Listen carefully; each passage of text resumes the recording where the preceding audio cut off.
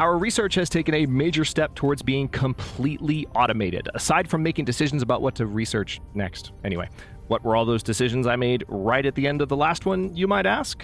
Hello, Legion. This is Hadrian. Thank you for being here. Let's play some more Dyson Sphere Program in our Alpha Andromedae series. So those decisions that I made, let's take a look. We have got fluid storage encapsulation, which we might have glanced at in the first episode. That's going to give us the ability to store liquids, whether it's water or other liquids, which we don't have access to on this planet, but we will. Actually, we do have access to some of them on this planet. We just can't quite get to them yet, but we will likely have them unlocked this episode or next, I would imagine. Then we queued up the electromagnetic drive, which is just a component that is based on some of the ones that we already have manufacturing. And we queued up the high efficiency plasma control. Now, if we go to the tech screen and actually look at the high efficiency plasma control, we can see that, thank you for that, we can see that we are unlocking the ability to refine or build in an assembler a prism out of glass. We can also make out of a prism and out of a magnetic coil, we can make plasma exciters, and then we can make wireless power towers, which are a slightly better version of Tesla towers that also give us the ability to charge our mech when we are nearby, which is quite nice, especially in the early game when it can be more challenging to stay fully charged up, or there can be moments where you're out of a charge and you're not able to really move anywhere. So that's something that's going to be worth keeping an eye on. We've already finished one research project just now, and we are moments away from finishing the second. I did want to take a quick look as I begin the episode at the efficiency of our entire apparatus so far. So as you can see, the current Matrix Lab is building as many of these as it can. I wonder if there may be a way to speed this process up. The answer to that question is yes. So it looks like, first of all, we're already producing a lot more of these right now than is needed. So we're backed up on these because they're producing these, mainly because I have two of each of these, they're producing these faster than the one research lab can take them in. And so these were full when I flew over here to pick up some resources, and they're quickly filling up again. What do I do about that? Let me also grab some iron ingots, and we're going to go ahead and build two more. In fact, we're going to build more than two more. Let me grab some stone. We don't have the smelter set up for glass yet, but we can do that quite soon. We're going to build 6 more research labs. And there's something that we can do with research labs in particular very easily that will improve the efficiency of our current situation without necessarily changing the intakes here. Although that's another option that I have. I could add an additional, for example, sorter, pulling in resources from the belts in order to take them off the belt faster and enable these buildings to not fill up because they literally can't put anything on their belts.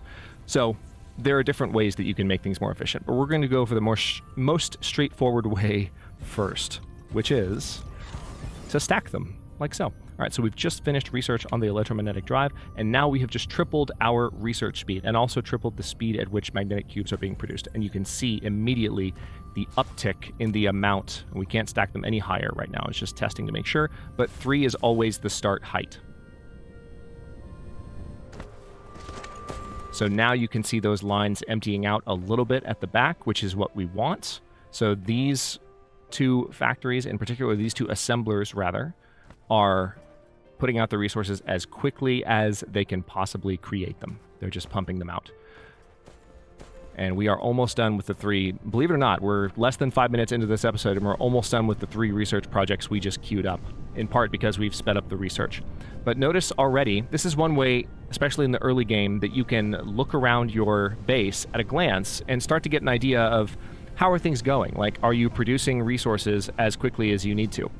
And when you see a line starting to empty out like this when others are full, that's an indication that one resource might be used up more rapidly than others. So even if you're watching this series and you're like, you know, I like watching Hadrian play this. I'll keep watching Hadrian play it, but I don't know if I'll play it myself.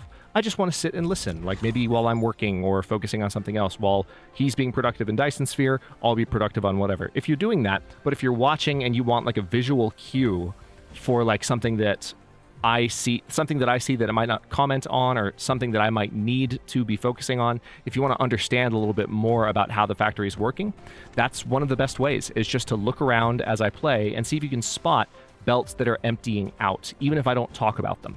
Chances are I will, but if I don't, that can give you a little bit more context for what's going on, even if you're not actively playing the game or interested in playing the game yourself. So this research the research we just queued up is done, so we have even more that we can do. Our next options are an improved logistics system, which gives us the ability to build splitters on our conveyor belts, a faster sorter, and the traffic monitor, which is a more recent addition to the game. It's been around for a while now, but probably about a year now, I want to say. Maybe a year and a half, but it gives you the ability to kind of blare an alarm and set a very custom alarm tone for when things do start to empty out. And you have to think in a fairly detailed sense. It's one of the more complicated aspects of the game. I tend not to use them, but I might get to a point where I use them more frequently when I have a very complex apparatus set up in this series or in a future series. But that's the first research option. The next is steel smelting, which gives us the ability to smelt steel out of iron ingots. So we take 3 iron ingots and they get smelted into 1 steel. Just steel, not steel ingot, not steel bar, just steel.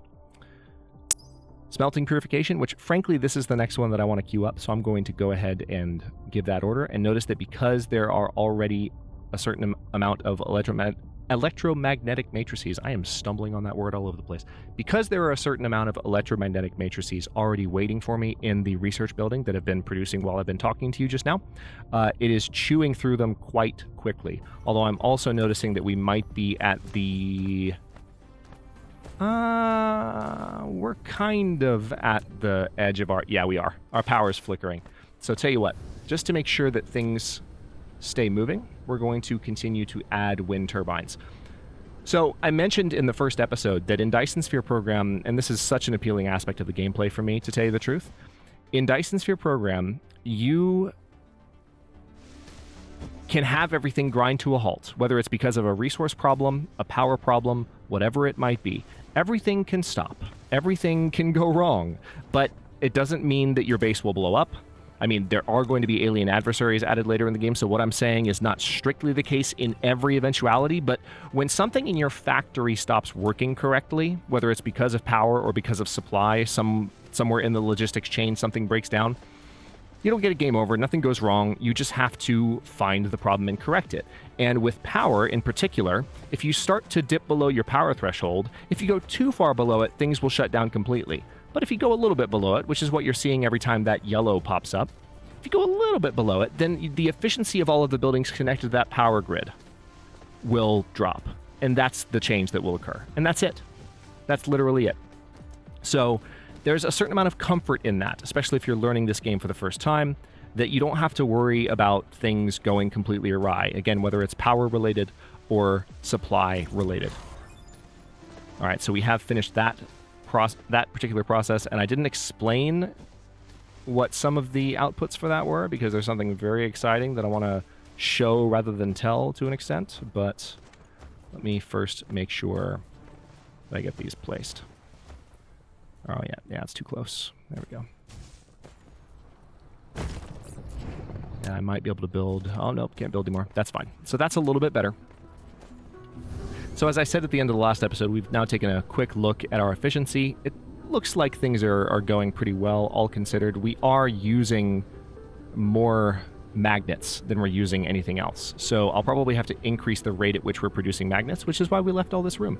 But for now, it seems like we are still okay. So I'm not going to worry about addressing that just yet. Let's look at what we just unlocked, shall we? Kind of a big deal. I'm kind of excited. I'm going to try to restrain myself. Let me also go ahead and queue up another smelter, because I want to have 2 for this, like I do with everything else. So we'll have a smelter here, and then a smelter there. And very importantly, we're going to queue up these. These are energetic graphite. They are refined from fuel. Notice there's another recipe there. There's another way to get energetic graphite, which we're going to get to a little bit later on. That's much more complex relative to what we're doing now. But these just take coal and they become energetic graphite. Now look at the energy properties on this tooltip. 6.75 megajoules, and they generate 50% additional energy when they're used in a fuel chamber. That's what the fuel chamber generation, bonus means there. So when you compare this to coal that only has 2.7 megajoules and no chamber generation bonus, we're looking at a considerable difference, more than triple what we're getting from coal. And that's, again, before the 50% bonus. So we are absolutely going to start producing these as quickly as we possibly can. So actually, in hindsight, I think I want to space these out a little more, so that's what I'll do. Well, do I need to? I don't know.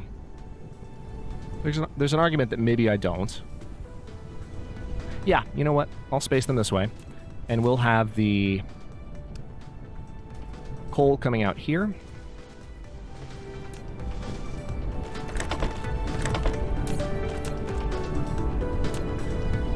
By the way, get ready for several just like soundtrack jam sessions playing this game. There might come a time later on where we turn the music down, or in some cases maybe even turn it off, but the soundtrack has, and the reason I say that is the soundtrack has significantly diversified since it first came out. When the game first launched, you would hear certain tracks like a lot, and you still hear them a lot, but there's more to the soundtrack now to where it's not as repetitive, and frankly, it's really good music. So just get ready, because it's very enjoyable, and especially once I'm out of the phase where I'm explaining everything I'm doing quite as much, because I'm working with a bigger factory and I'm having to travel around different places in order to get things to work. I'll tell you what I'm doing, but we'll spend more time vibing, so to speak. And that's going to be a big part of the series once things get really underway. Okay. Very significant change here. So, do I have any storage? Yes, I do. I want to set up some storage. Let's see, what's the orientation of these? Perfect. I want to make sure I have them spaced in the same way. I might leave that one empty for now, and then do another one here, just in case I find that I need another storage later on. So I'm going to do what I haven't been doing so far. I'm going to order just a stack of these, so they'll make 30 at a time. And as soon as possible, maybe even this episode, I might start automating the production of those so that I can pull those from boxes of storage, or just pull them directly from the assemblers themselves. By the way, we don't have any research going right now, so let's go ahead and fix that. I want to activate steel smelting, solar collection. Absolutely, that's a solar panel. Notice that's along the main line, so a very important step there. Thermal power. Oh, yeah. You know what? We're going to put that even before solar collection, because thermal power is going to be one way to speed things up with regard to our power situation. We're using pure wind power right now, but burning some coal is probably a good idea. There are not pollution effects in the game just yet. Given the emphasis on environmental engineering and the weather that we're already seeing, I wouldn't be surprised to see pollution added in the future, but right now, I don't know what purpose it would serve, apart from just like tarnishing the beauty of certain worlds, or being a graphical effect that's just designed to simulate pollution, which is that's a different way of saying the same thing, I suppose, just from different angles. Right now, there's no gameplay purpose for having smog, which they might add that in the future, but right now there's not one. So, let's go ahead and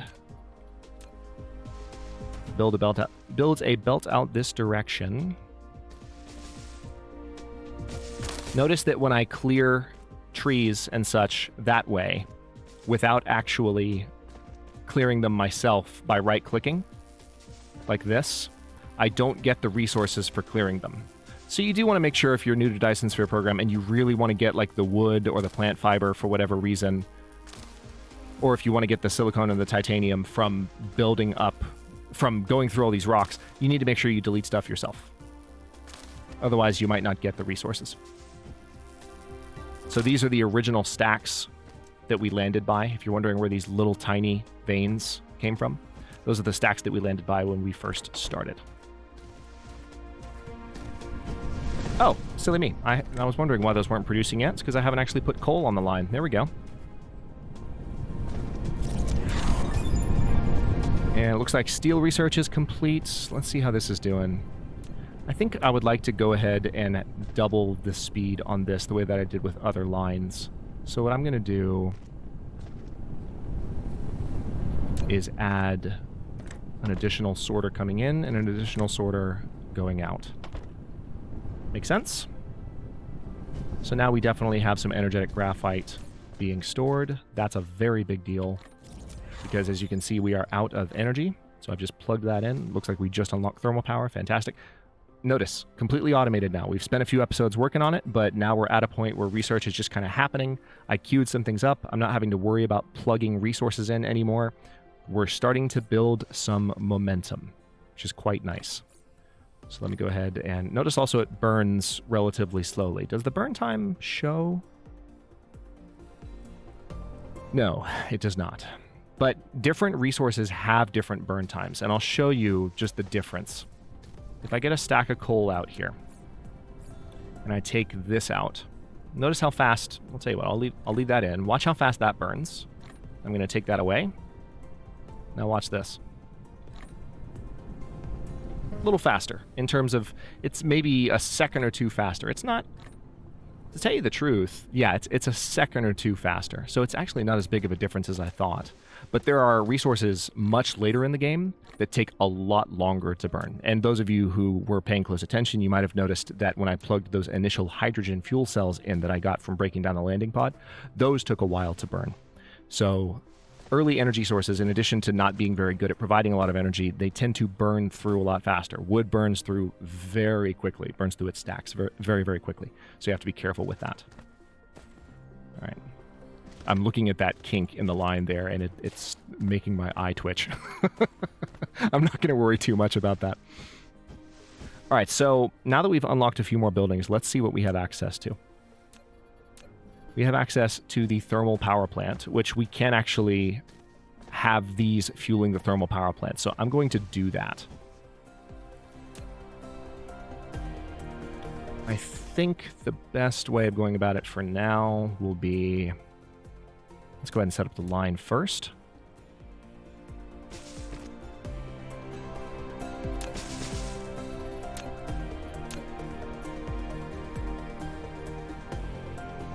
Okay. So it's going to be right there. We'll eventually perhaps have things beyond this, but we want the first thing being pulled off this line to be the energetic graphite that's being fed into it. So there we go. And now we have thermal power. So just to see how big of a jump that gave us, yeah, we were almost at capacity until that thing started. So that's really quite a nice jump. And we can chain. The nice thing about these is that they daisy chain. So for example, if I wanted to add an additional thermal power plant, need magnetic rings first.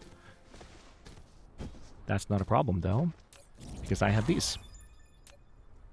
Good, we finished our research on solar panels. Starting to make genuine progress here, quite nice.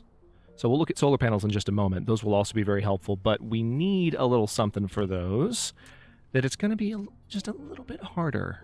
It's going to be a little bit tougher to just wander around our home planet like this.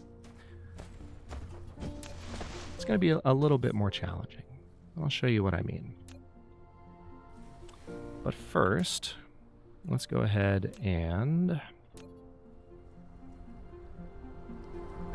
just to demonstrate how the daisy chaining works. Sometimes, depending on the latitude that you're building at, daisy chaining does not work because if you notice the grid spacing here, there's a certain amount of space between the lines. But if we were to go, because we're fairly near the equator, I think, hang on, where is the equator? Let's see if I can, no, we're north of it right now. But if I go down here, there it is. See that slightly thicker line? That's the equator. So notice the amount of distance between these lines. Now I'm going to fly. Let me grab some of these real quick. Just so that I have some fuel. So now I can fly a little bit more steadily without running out of fuel so quickly. Now if I come all the way up here, so I'm flying towards the North Pole of the planet. And if I were to land Notice especially once we get up here, they've done a better job at spacing it out, but you can really see it here. So when I say when they've done a better job at spacing it out, they revised the grids on planets to reduce the problem that I'm describing. But as you get to higher latitudes, just the fact of the matter is when you have lines that start to get this close together before the pattern changes here so they can space them back out, you can kind of see it uses a different... If you're going all the way around the planet, there are a different number of squares here than there are here. There are more squares here, which means they're more tightly packed, which means buildings are more tightly packed, which means it's harder to get things to daisy chain when you put them right next to each other. You can still do it, but you have to space them apart a certain degree. So you have to be very careful. So here's the North Pole, and this is one of the amazing things about Dyson Sphere Program.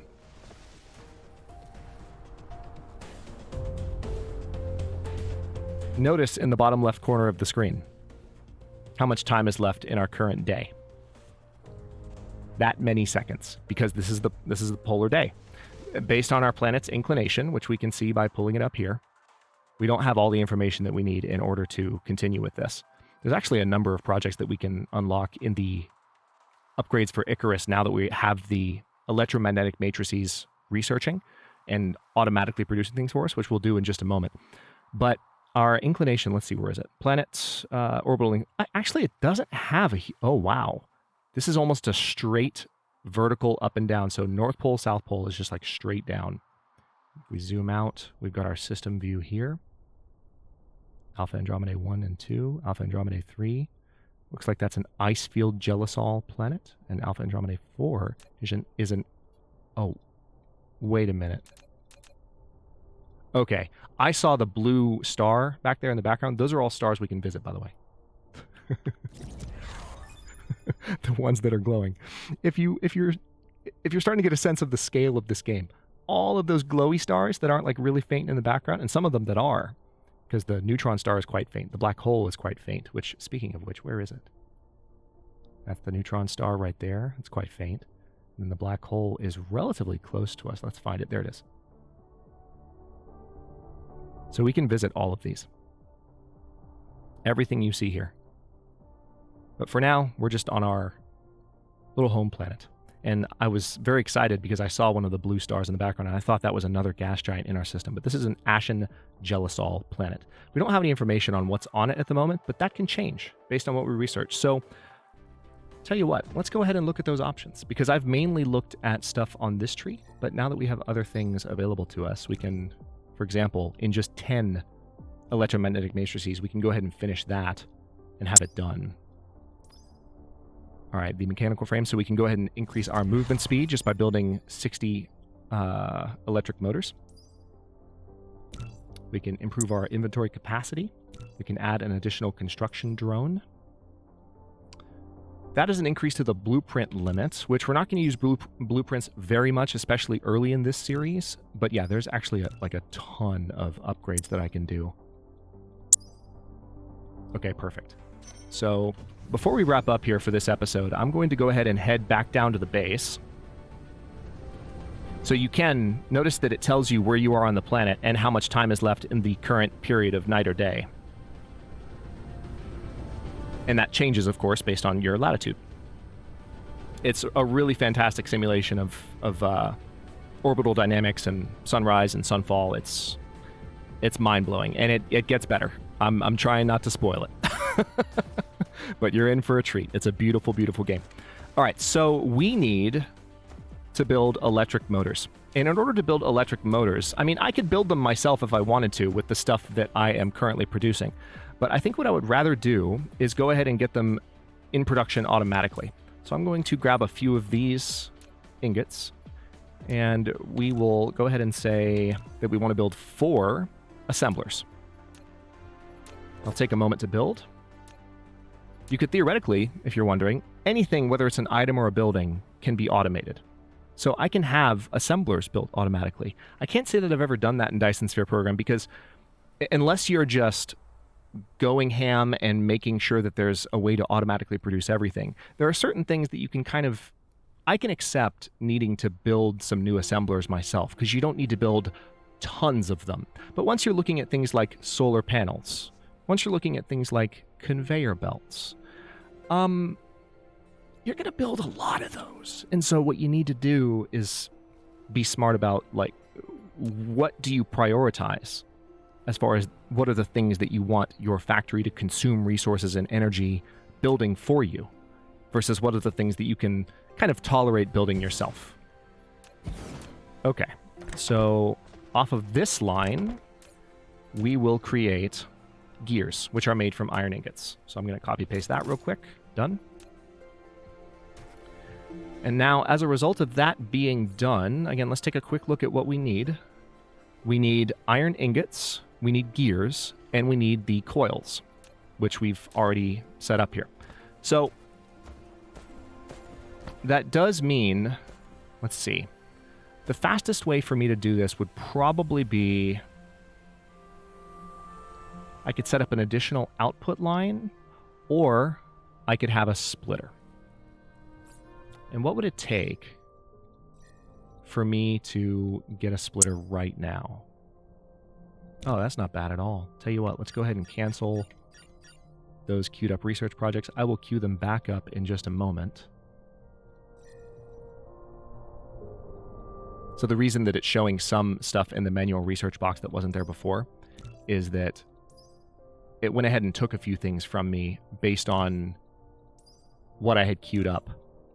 And so there are some things sitting in the manual research that if I were to untick that box, it would give those things back to me. That's why it's doing that. Okay. So it's going to be done with this particular project in about 64 cubes. While it's doing that, let's think. While it is doing that, we need to make electric motors. And that's going to require... Yeah, I think, frankly, I would rather have... Because the iron ingots are over here, and I need the iron ingots for that. So the majority of resources that I need are kind of right here. I need to bring these over this direction. So we're going to use that splitter in just a moment. But for now, let's build 2 more of these. Thank God we have room before we hit the water.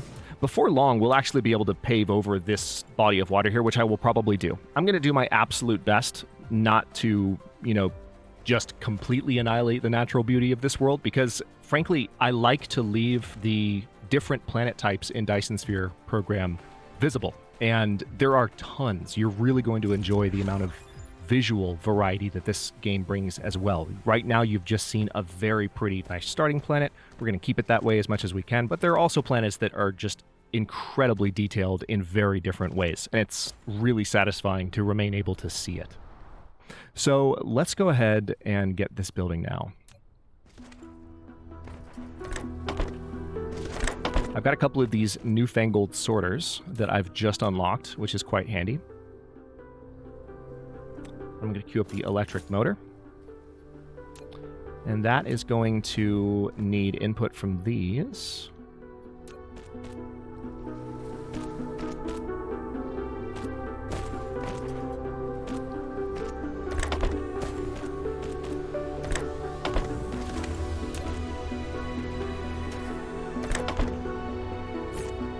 And I think I can go ahead and build an additional... Yes, I just need 1. It'll build 2 at a time for me, but that's okay.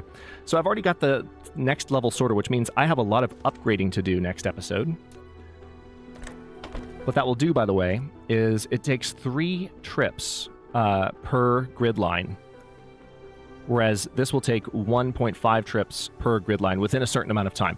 So you can think of this in terms of like its speed. These are twice as fast. They carry only one thing at a time. Cargo stacking is set to 1, but they're twice as fast as the Mark II sorters, which is really, really nice. So now I just need that splitter, and thankfully I have one. So let's go ahead and... Best place to put one would be probably here or so, if I can get away with it, but I don't know that I'll be able to. Yep. Just because of the way this is spaced. That's really quite frustrating. Very soon I'll be able to put land under that. So for now, I'm going to put this... I know it's a little gross. I'm not very big on uniformity of bases, but I've played Dyson Sphere enough to where I like things to follow certain lines. So I'll just tolerate that for now and bear with me.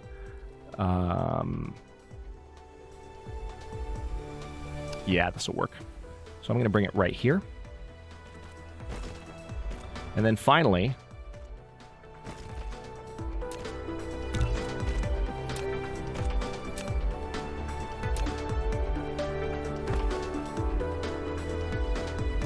we're going to move the location of that sorter so that this one can pull from this line.